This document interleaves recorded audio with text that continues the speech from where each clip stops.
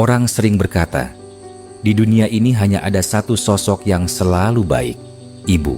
Kalimat itu terdengar indah dan memang benar, cinta seorang ibu luar biasa. Tapi izinkan aku bertanya dengan jujur, apakah hanya ibu yang berjuang? Lalu bagaimana dengan ayah? Jika ayah tidak keluar rumah setiap pagi, mencari pekerjaan, menelan lelah dan panas, dari mana kekuatan ibu bisa terus ada? Jika ayah tidak bekerja keras setiap hari, bagaimana mungkin kita bisa tumbuh seperti hari ini?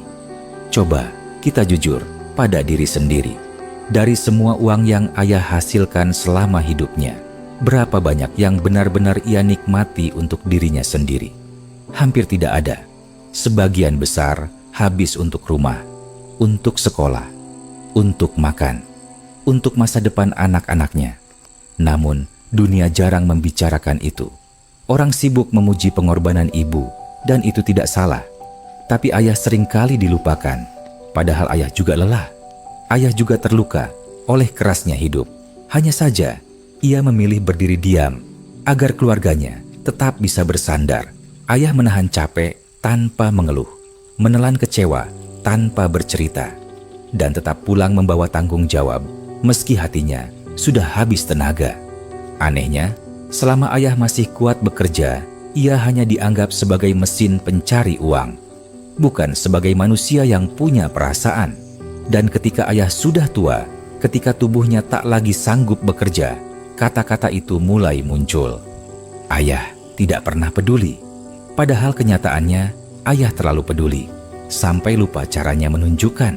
Benar, ibu selalu ada bersama kita setiap hari, tapi ayah, ia memilih berada di luar, di medan yang lebih keras, agar kita tidak perlu merasakannya.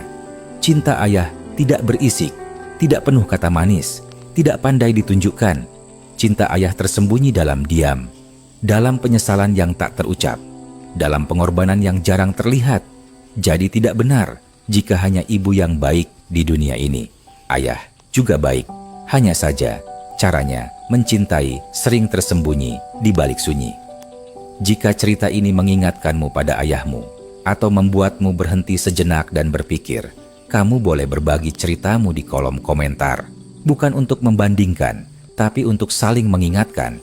Dan jika cerita-cerita reflektif seperti ini terasa dekat dengan hatimu, kamu bisa mengikuti channel ini, agar kita belajar menghargai cinta yang sering hadir tanpa suara, sebelum semuanya benar-benar terlambat.